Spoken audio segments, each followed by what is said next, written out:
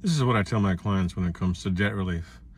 And I'm talking about debt relief of unsecured debt. So this is not mortgage or cars or anything that's secured. This is unsecured debt.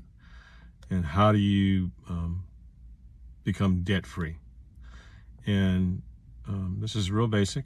It's real simple, but I think it's a good idea for everybody to sort of get the whole forest for the trees. Because every single one of us who has debt, unsecured debt, credit cards, medical bills, student loans, you're in one of 5 buckets, whether you know it or not.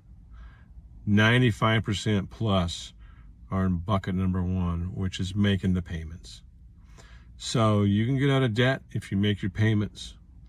You have to make more than the minimum payments. You have to pay principal, right? If you don't pay principal, you can make payments for 5 years and you still owe the same amount. But certainly that's the track that most people are on. They're making their payments or trying to pay it off. If you can do that successfully, you get debt relief. Real basic. If you can't make the payments, obviously that's a problem. It's not going to work. Other extreme is bankruptcy. And in bankruptcy, if one qualifies and if one wants to file bankruptcy, you get out, you don't pay your creditors anything. You pay zero. And like everything, there's good and bad. The good news is if you file bankruptcy successfully, you don't owe the debt anymore. It's the least expensive, fastest way to get out of debt. The bad news is your credit's destroyed, right, for years.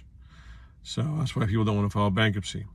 Because to get your credit restored, it costs you more, interest rates are higher, etc. Obviously, I'll go into more detail as to the pros and cons of bankruptcy, but that's the other bucket. So either you're making your payments, the good news is you're keeping your credit up, you're not hurting your credit, but you're going to pay 100% plus. Other extreme, the other side is the bankruptcy, where you don't pay the creditors anything, but your credit is in the toilet. There's 3 middle buckets. One is a loan consolidation, a true loan consolidation, where it is you get a new loan, pay off all your other accounts. So if you got 5 debts, you get one loan, you pay off the 5, now you got one loan. Hopefully it's a lower amount of interest, so your payment is lower. Again, you're going to pay 100%. You're not going to get out of it for less, but you're going to keep your credit score good, and you're going to pay 100%. Hopefully a little bit less than the interest rate than what you were before. The only other 2 buckets are default. And I put those into 2 types of default. Defaulting with a plan, more commonly referred to as sort of a debt settlement or a workout approach, and defaulting with a prayer. Each one of these has pros and cons. I'll go into details for each one of them. Debt settlement, where you pay them something but not 100%, is quite literally the middle road. You're not going to pay them 100%, but you're not going to pay them 0. Your credit score is going to be hurt, but not as bad as a bankruptcy. That's why people look at and explore debt settlement. I'll give you more details. Defaulting without a plan, that is, your defaulting is typically for those who have no ability to work it out.